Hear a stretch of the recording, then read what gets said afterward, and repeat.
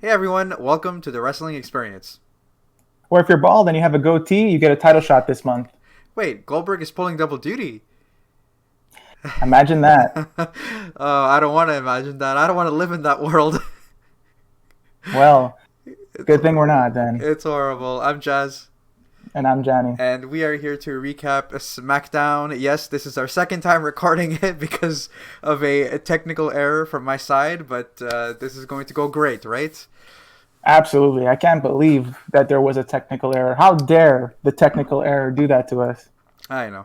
Okay, well, now the show opens up with the big dog, and he's there with his posse, right? He's there with Jey Uso and Paul Heyman, and he really cut a great promo. It Do talks they still about, call him the big dog though? well, Because I feel like I haven't heard that in a while. fine, the tribal chief. Now, I did like his promo a lot. He talks about how he likes Kevin Owens, actually. He loves the whole roster.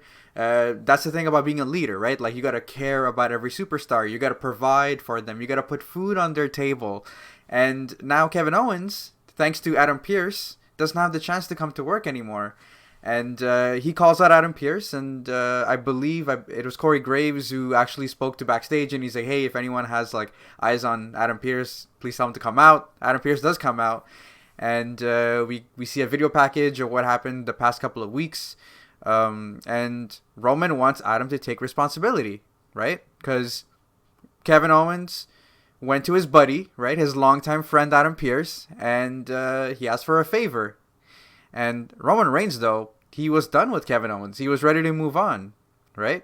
And you know, Right. Adam Pearce is the one that kind of threw Kevin Owens back into the Shark Tank, and now Owens can't provide for his family.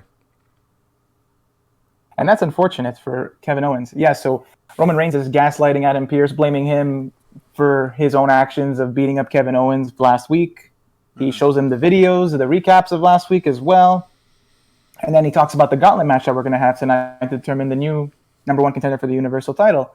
And Roman goes pretty far as to say, like, do you think I'm stupid? Are you stupid? Is Vince McMahon stupid? They said his name. They said it several times. And obviously, Adam Pearce is kind of denying this, doesn't really have any idea what Roman is saying because, yeah, it's a bit out of left field for sure. Mm-hmm. All this leads up to Roman saying, well, if you think I'm stupid, that means you don't respect me. You don't respect my family. And Roman gets really fired up. He puts his hands on Adam Pearce. He grabs him by the collar. And it's Paul Heyman, in fact, who calms him down and says, don't worry about it. And then Roman kind of just says, maybe nobody's stupid right now. And maybe Adam Pearce is safe. And that doesn't sound good at all. And that's kind of how that opening segment ends. Yeah, exactly. So again, pretty effective. Roman Reigns is just the best heel in the business right now. Um, but I did like the The fact best that gaslighter. yeah, exactly. But I like the fact that he did say at the very end, maybe right now you're perfectly safe, right? So it could maybe lead to Adam Pearce not being safe sometime in the future. Spoiler And alert. Roman does suggest that Adam Pearce might want to add himself to the Gauntlet match. And Adam Pearce wouldn't dream of doing that, but that's some heavy foreshadowing, as Mhm. we'll find out soon. Yeah, But now we have the first of two title matches: the IC title, Big E versus Apollo, which was kind of two matches, right? it was. I mean, the It first part, actually was. I have to say that the first part, what really impressed me was Apollo Crews. I feel like he was on the offense 90% of the match, right? And Right. I did like the fact that he just impressively nailed Big E with three German suplexes. Just hitting Big E with one is already a feat of its own, but hitting it with three in a row, I thought that was pretty impressive. And, we get to see his standing moonsault. We see a top rope superplex that. So this is where the first wonk finish came in play. Apollo Crews actually was successful. Like, he successfully hit him with a top rope superplex, and then both of them pinned each other. Like, both of them had their shoulders like on the mat, I guess, and the referee counted to three. Apollo Crews started celebrating that he's the new champion. Even I thought that Apollo Crews won that, right? It And looked like it because Apollo hooked the leg, even though both shoulders were down. yeah, and then we find out that after the break, the ref declares it a draw, and Apollo Crews isn't happy. He's all fired up, and he slaps Big E, and Big E just wanted to shake his hand. He wanted to give him props, and he's like, "Listen, rules are rules." And once he got slapped, though, Big E was like, "All right, let's do this." And then Big E kind of, you know, uh, owned most of the match. But again, Apollo Crews still fighting back, still trying to take control, nailing a great-looking frog splash. And Big E, however, I feel like this victory kind of came out of nowhere, hits him with a spine buster, and I believe at this point he hit him with a... No, sorry, it wasn't a spine buster, it was a Uranagi, and then he hit him with a big ending. Again, the win was still good for Big E, and I'm still happy that he's a champion, but man, Apollo Crews, man, he was on fire. To quote you, you look like $1 million. Apollo Crews really looked like the champion here. I would not have been disappointed if he had won. Obviously, Big E's having, he's just starting his IC title reign. It's going to be a good one. But it just felt like Apollo Crews had a better performance that night. No, Great, because you don't want to underestimate Apollo Crews there. Absolutely. So we are going to jump to Adam Pearce, who's backstage with Sonya, and Adam talks about them working together, and he's being really surprised that she accepted this job. So it could be like some sort of assistant, or maybe like a assistant GM or something like that. And assistant to the GM. Assistant to the GM, I'm sorry. And Sonya talks about, it's a new year, new her. She's not bitter about her best friend leaving, I guess, defeating her in a loser leaves a WWE match, and then changing brands and basically being teamed with some unknown wrestler. And oddly specific, but yes, exactly. I mean, she kind of looked, and I don't know. It felt bitter to me, but hey, it's again as she said, new year, new Sonya Deville, and she talks about how Pearce has his hands full, and he might even insert himself into the Gauntlet Match, right? And this is where Pearce is like, listen, I haven't wrestled in like X amount of years. I haven't wrestled in 6 years or something like that. He said, and I'm not in the match. So little does he know though that he has no choice, right? Right, he hasn't wrestled in 6 years, can't even beat a referee. Exactly. So we are going to jump to Elise Ashton and Bianca Belair. I thought that was a pretty fun promo. Bayley cuts them off immediately. Bianca Belair does not even say a word. And they mention Bianca Belair and her Royal Rumble display last year, which was impressive. She eliminated 8 superstars.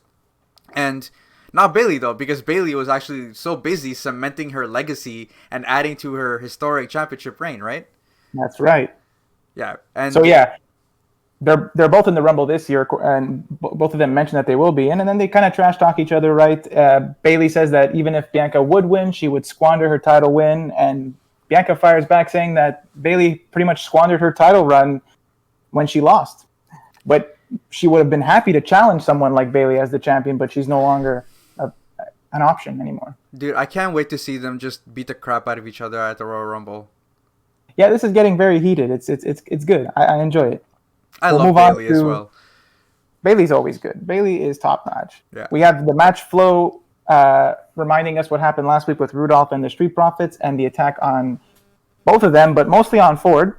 Mm-hmm. And we're going to have that second title match. But before that, Carmella has to give us a little update, right? She's having her champagne, and it tastes as sweet as it was to defeat Sasha Banks last week.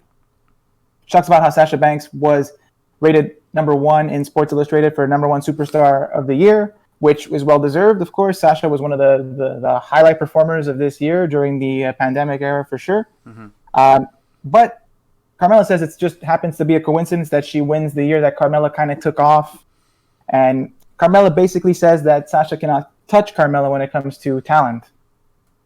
Pretty good promo from Carmella. Clearly, it's not over between Carmella and Sasha Banks. It seems like a foregone conclusion that this is going to be a match at the Royal Rumble. Yeah, maybe. I mean, it was pretty clear that something was going to happen after she pinned her last week. This was just kind of like a little continuation, but not much going on. The focus is on other things, the 2 other title matches, because now we've got the tag title match. And the story is Ford is nursing that leg. You can tell, like, early on in the match that he's still reeling from last week. Mm-hmm. He doesn't even start the match in typical Street Profits fashion. It's Dawkins who starts off pretty strong. Eventually, the tag team of Rudolph take over, so he tags in Ford. They do some double team action, and even on a double team maneuver, you can see Ford immediately nurse his leg, and that's when Rudolph attack even more. Despite this, though, Ford is in great shape. He takes them both out, sends them on the outside, and does an impressive dive before the commercial break. But, of course, he did hurt his leg in the process.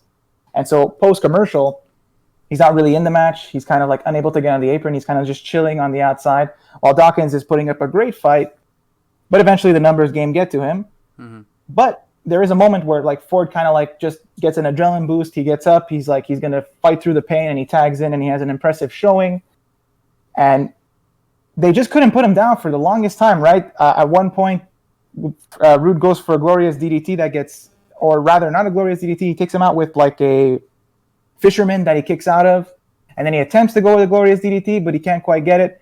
But eventually, after they take out Dawkins, Ziggler and Roode do a double team maneuver, which is kind of like the Spinebuster Famouser, and that finally puts down Ford, who put down such a great fight before, losing the tag team titles in the process. I like this outcome, though. I like the fact that Rudolph has the titles, and it's not that it's going to bring any freshness, but I feel like there's a lot more potential with the heels holding the title for a little while. I agree. I mean, they've had the title for so long. The Street Profits run was very good. A lot of memorable moments, and I think they went down and they looked amazing in defeat, and they definitely will have some sort of excuse to get back in the title picture considering how they lost. Well, and also considering the fact that, yeah, exactly, the fact that the heels weren't done and they kind of just attacked them right after the match, so that also maybe solidifies their rematch, right? Yeah, so in case you were wondering if it was going to continue, you don't have to, because that's immediately you find out that it will. Exactly. And actually, Adam Pearce is backstage with Sonya Deville once again, and they talk about the next opponents for the tag team title scene, right? Sonya Deville mentions Otis and Chad Gable, and Adam Pearce actually says, well, maybe actually a rematch, because, you have to kind of look at everything and logistics and stuff. And they're like, maybe we can bring back legends, right? Have their own SmackDown Legends nights. And she's got great ideas, right? And she's not even bitter at all, because she mentions Otis as a tag team title opportunity. That's a nice fair point. Yeah, exactly. And this is where we see Paul Heyman. He comes in the scene, and Adam's like, listen, if this is about the Gauntlet match, just save it. I'm not going to be in it. And Paul Heyman talks about him being the reasonable one in the ring earlier, right? You saw that. And he holds him in the greatest respect and admiration. And he talks about the legend of Scrap Daddy. And, he kind of goes over their history, and he talks about his dream. And his dream is not, I guess, to be a WWE official, right? His dream maybe 5-10 years ago was to be WWE champion. So Paul Heyman wants to be the head of the table. Right? So Paul Heyman, being the genius that he is, and with Roman's blessing, was able to kind of play around and talk to the right people. And congratulations, Adam Pearce. You are going to be in the Gauntlet match tonight. Gauntlet matches always feel better with 6 superstars anyway, so I let's go for it. Paul is happy for him. It's important to note that Paul also gave a lot of props and high praise to Sonya Deville before she walked off the set, off the scene there, which was nice to see. And now we're moving on. We're going to have our Gauntlet match. It's going to be the main event. It's going to be quite long, but there's one last segment featuring the Riot Squad and our MVP, Billie Kay. Yes, I'm so happy. So after what happened last week, Billie Kay shows up. She has a good idea, right? She wants to maybe change the Riot duo to become a squad again, like it used to be. And they reject her, but I can't imagine why they would, because if Billie Kay offered to be on my squad, I'd happily accept. There's no doubt in my mind. And if we need a third member of the wrestling experience, Billie Kay, call us. Absolutely, please do. We've seen the resume; it's so good. I'm sure we can make some space, like a little rectangle somewhere, at the bottom, and we can have. Oh my God! Just crop me out, just toss me in a corner. It's totally fine. Okay. So this is awful. Billie cries. 2021 is supposed to be better than 2020. She says. You can see Liv Morgan kind of feel bad a bit, and she starts saying, it's not that we don't want you, and then Billie kind of immediately takes that as oh, okay, you've reconsidered. Great. And then she gives her the resume. She says Billie will be edgy. She likes Blink-182, and she's a mosh pit expert on her resume. And she runs off, and Ruby's kind of what was that? And Liv was what did you want me to do? And then they look at the resume, and they're like, oh, she actually does have mosh pit expert there. How weird. So now we are going to go to the main event. They got about 40 minutes or so. So again, a huge chunk of SmackDown. And we start with Rey Mysterio with Dominic versus Sami Zayn. Hey, remember Rey Mysterio? Yeah, he now has 2 eyes instead of 1, but he only has 1 son instead of 2, because I don't know where Murphy is. Exactly. So, essentially, Sami Zayn, they did him dirty, but I still thought it was pretty funny. He gets on the mic and he wants to speak his piece, and he talks about how when he found out that there was a Gauntlet match, he really wanted to be in it, and all of a sudden he's the second entrant and he has the least amount of chances of winning. Is that a coincidence? He thinks not, right? He talks about this grand conspiracy against Sami Zayn, and this is why he has his own personal camera crew to document everything, every step of the way. And essentially, poor Sami, he gets in the ring, the ref rings the bell, Sami talks to his crew, and he's like, make sure you get this. And unfortunately, he gets hit with a drop kick, a 619, and the frog splash. And Sami's dream of main eventing against Roman Reigns, it's not going to come to fruition, I guess. He's pretty furious. He's complaining. But then that's when Nakamura's music hits, and we have our next Gauntlet challenger. Nakamura. And Nakamura, this was a very great performance from Nakamura. The opening match between him and Mysterio is really good. There's some cool spots like Mysterio goes for a sunset powerbomb on the outside, but Nakamura kind of rolls through and hits a knee strike. There's a lot of great action. Yeah. Nakamura is continuing with his knee strikes. Rey Mysterio survives, fights out, is able to hit a 619, and then he goes for a top rope move and hits a splash, but Nakamura catches the arm and locks in an arm bar and forces Rey to tap out, which is great. Nakamura continues, and we have Baron Corbin next, and Baron Corbin is just beating them all up. He ambushes everybody before the match even starts, and he attacks Rey, attacks Nakamura. And now we have the Nakamura versus Baron Corbin match. We got Corbin slowing down the pace with some heavy offense, big clotheslines. They fight on the outside. He tosses Nakamura into the post. Corbin is finally getting reeled after Nakamura hits a top rope kick, which is very good.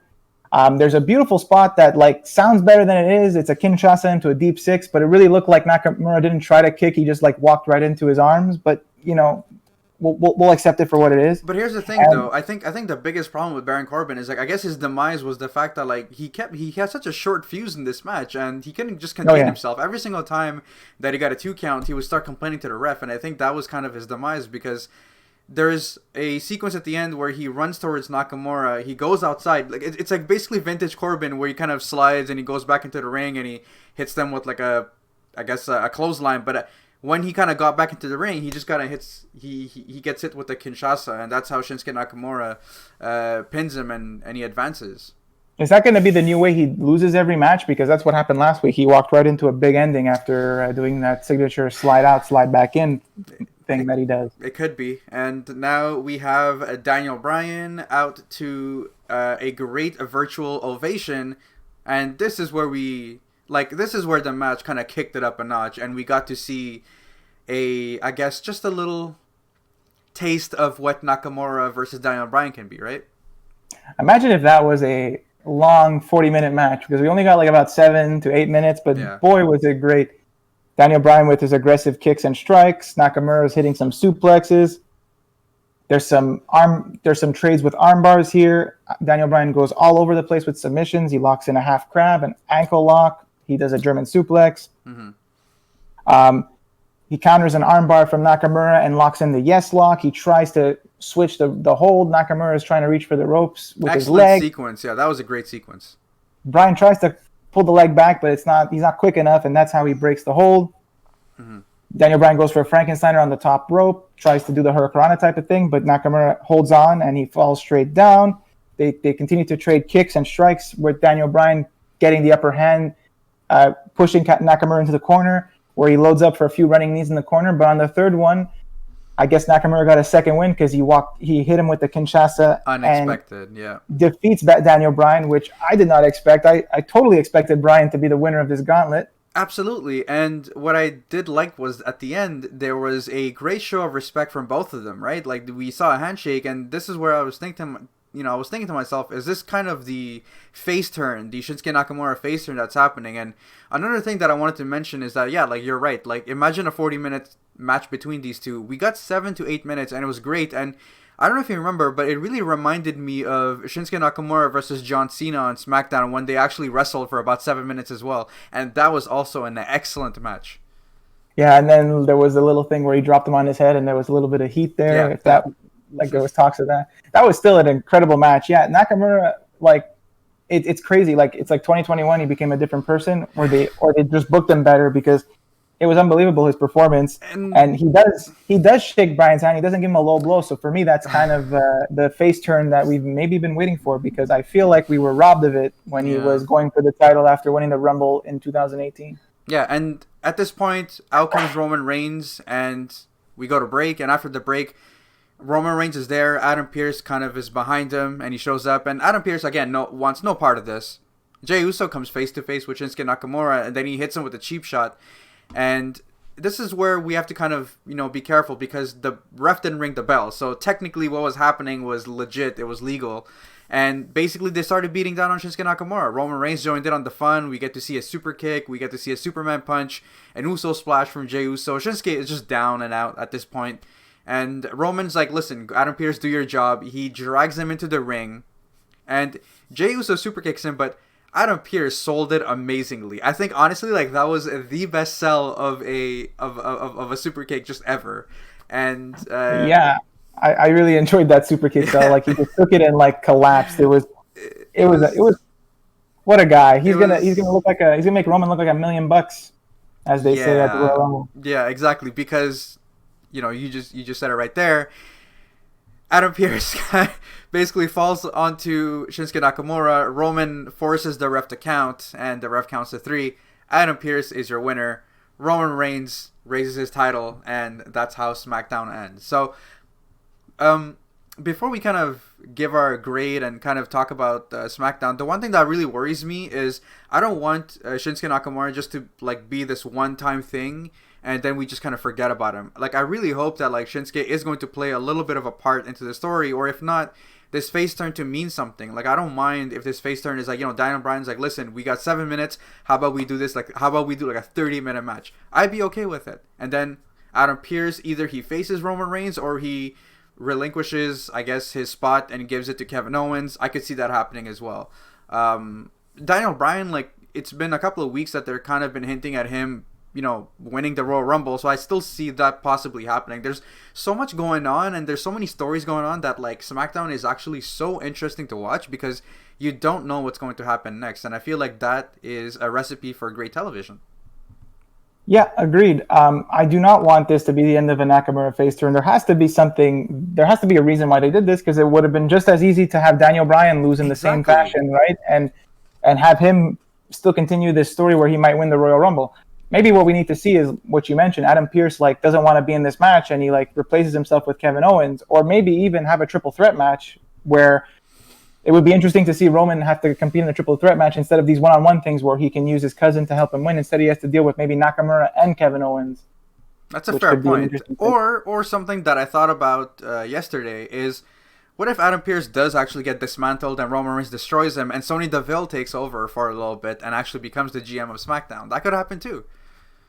Yeah, why not? If you want to take Adam Pearce off TV and then he wins the Royal Rumble the same night, or he comes back at SummerSlam to take down Roman Reigns. Oh my God, that would be great. But hey, listen, SmackDown for me just keeps solidifying itself as the A show. It's honestly the best wrestling of the week, counting every company out there. I really do enjoy SmackDown a lot, and for me, this was a 9, solid. All the way through. I like the fact that we got to see this fiery side from Apollo Crews. He really, like, even if he lost, he looked really strong. And I think that's the most important thing. Like, how do you make someone look really strong in a loss? That's how you do it, right? Learn from that. And I like seeing Sonya Deville. I love seeing Billie Kay. Like, bless her heart. Just, it's like honestly one of the best segments on SmackDown. And the fact that we got about 40 minutes for this Gauntlet match and Shinsuke Nakamura looked like a star. Again, like, it's nothing but good things to say, and I'm actually looking forward to Royal Rumble, man. Again, it's the road to WrestleMania, right? And it's shaping up to be quite a special pay-per-view, that's for sure. Oh yeah, absolutely agreed. Great episode of SmackDown. The road to WrestleMania has started. It's going to be exciting. Royal Rumble is always probably the best pay-per-view of the year, just because that Royal Rumble match happens only once a year, and it's always exciting to watch. So looking forward to that. Perfect. Well, that was our recap for SmackDown. Thank you guys so much for listening. Make sure to leave a like down below, and there's the subscribe button that's right there. So please give us some love. Really, really appreciate it. And let's just hope that Goldberg doesn't win at Royal Rumble, right? Yes. I pray every night before bed to make sure that doesn't happen. Maybe you should, like, I don't know, sacrifice your unborn child or something like that. If that's what it takes, I might consider it, yes. On the bright side, though, Rey Mysterio has finally ended a feud in 10 seconds with Sami Zayn after his last feud lasted about a year with Seth Rollins. So that's some good for him. Don't remind me. That's all.